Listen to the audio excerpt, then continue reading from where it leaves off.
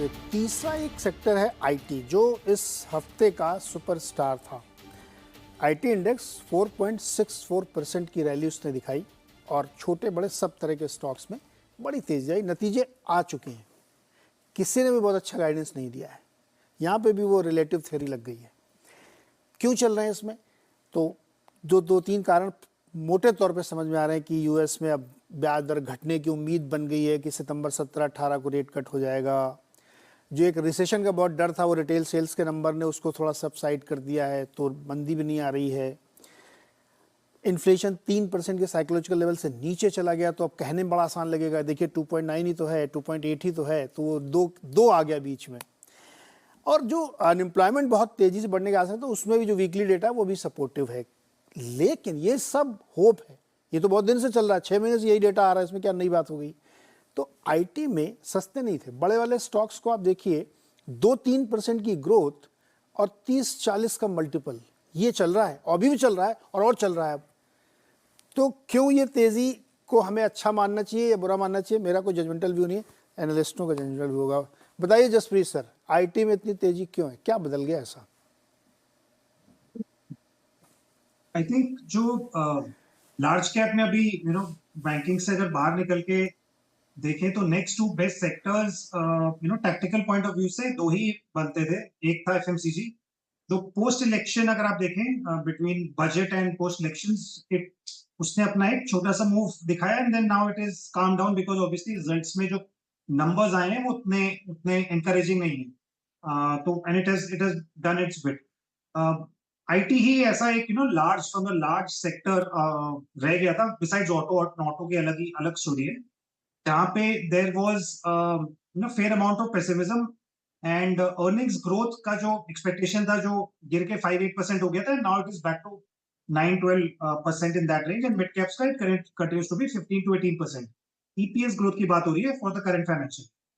तो with that and obviously other experts ने भी बताया कि with interest rates cuts and US economy पे जो आउटलुक आ रहा है वो उतना it seems to be increasingly okay in terms of the outlook. So with that two things, outlook not as bad and interest rate cuts, it definitely benefits the IT sector.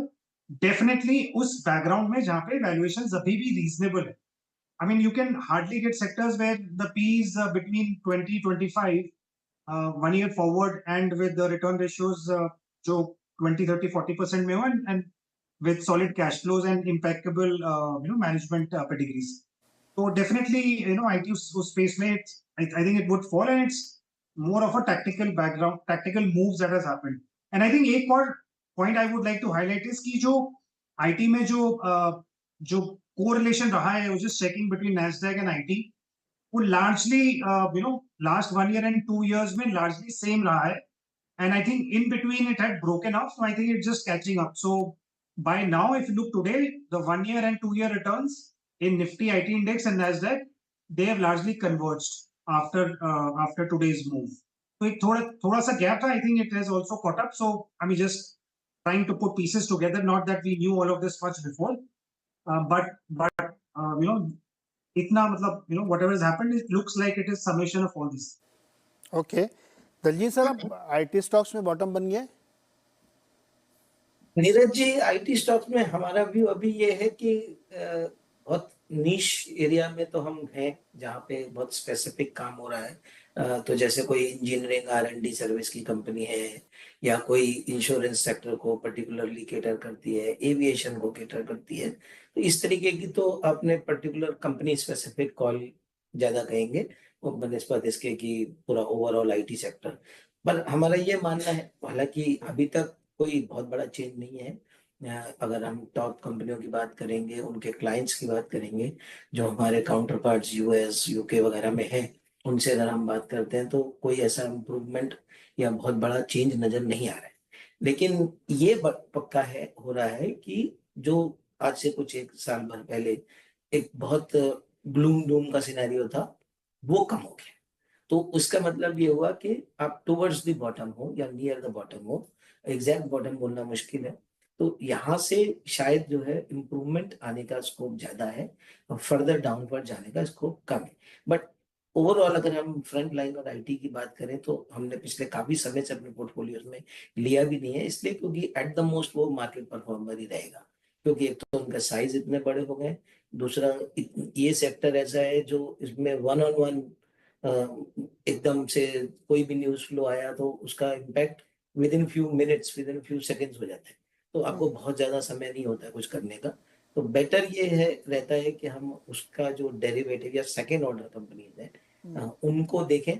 और तीसरा जो तरीका है वो आईटी का, हम in domestic IT में जो प्लेटफॉर्म टाइप की कंपनियां या जो फाइनेंशियल सर्विसेज को केटर करने वाले कंपनियां, तो AI usage of computer, usage of software, usage of technology, but into some other sector to bring efficiency, तो हम उसको वैसा खेलना चाहते हैं बजाय इसके कि सीधा फ्रंट लाइनर आईटी में जाए, क्योंकि वैसे भी वो बहुत बड़ा अल्फा जनरेट नहीं करेगा। तो हम हमारे पोर्टफोलियोज में नॉर्मली बहुत नीश आईटी कंपनी रहेगी या फिर इस तरीके की platform company. Okay Sunil sir, क्या ऐसा है तो नहीं है कि रेट कट होने वाला है, ऐसा बाजार ने मान लिया है, तो ट्रेडर्स को लगता होगा कि एक बड़ी रैली बनेगी यूएस में जब रेट कट होगा, तो महीने डेढ़ महीने का एक बढ़िया ट्रेड बनता है, यही नहीं चले थे टैक्टिकली, तो इसमें पैसा बन जाएगा।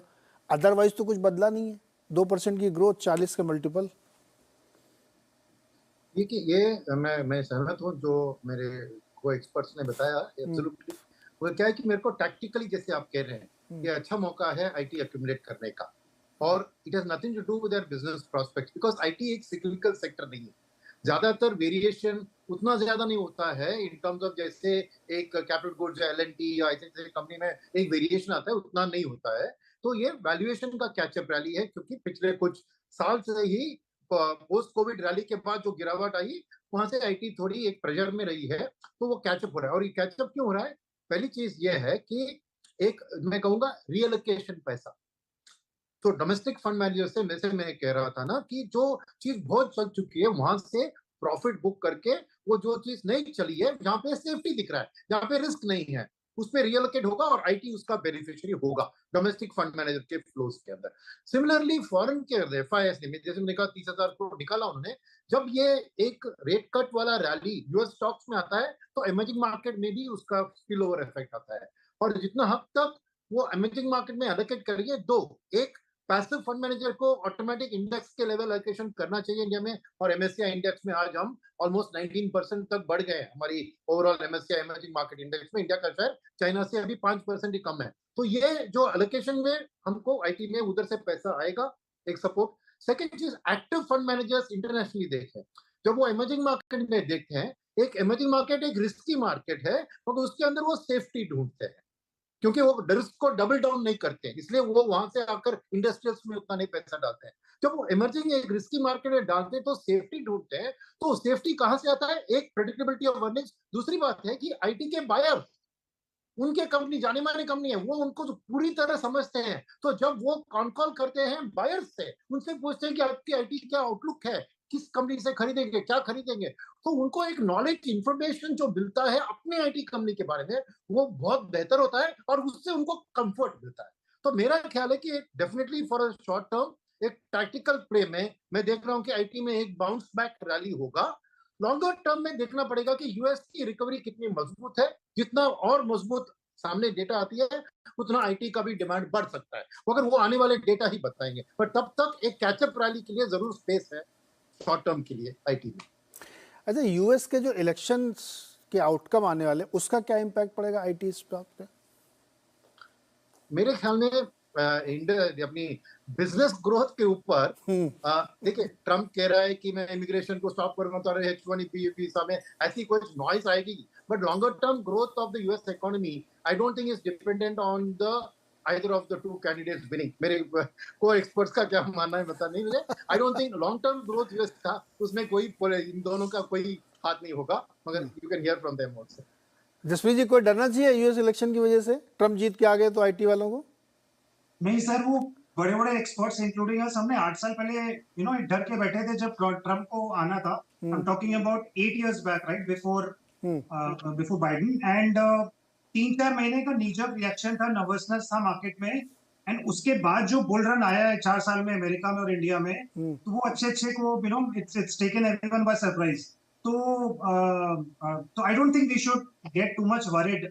Net if I have to take a call, I think largely positive ही होना चाहिए, because compared to like other large economies like Russia, like China, like जो India के competitors in some sense, especially China, they would be, including Trump, would be more pro-India than other countries, especially when it comes to manufacturing and in terms of relaxing of certain norms to ensure that there is less import for US, there is less import from China, and more freebies or little more relaxation towards economies like India, because हम बहुत बड़ा the number 2 economy है जो in terms of substitution effect दे सकते. So I am largely positive, but negative होने का कोई कारण नहीं है. We've seen it 8 years back. Negative होने कोई कारण नहीं है, इलेक्शन आएंगे देखा जाएगा उसमें, लेकिन फिलहाल आईटी में टेक्टिकल तेजी है और ये अभी रेट कट की उम्मीद है और आगे भी कितनी और रेट कह रहे लोग इस साल 1% तक कट सकता है, तो उन सब के मद्देनजर चलती रहेगी. 3 विषय हम लोगों ने देखे, मेरे ख्याल में यही सबसे टॉप ऑफ द माइंड लोगों के थे, तो हमने कोशिश की है कि ज़्यादा से ज़्यादा इस चीज़ों को एक्सप्लेन कराएं आपके लिए.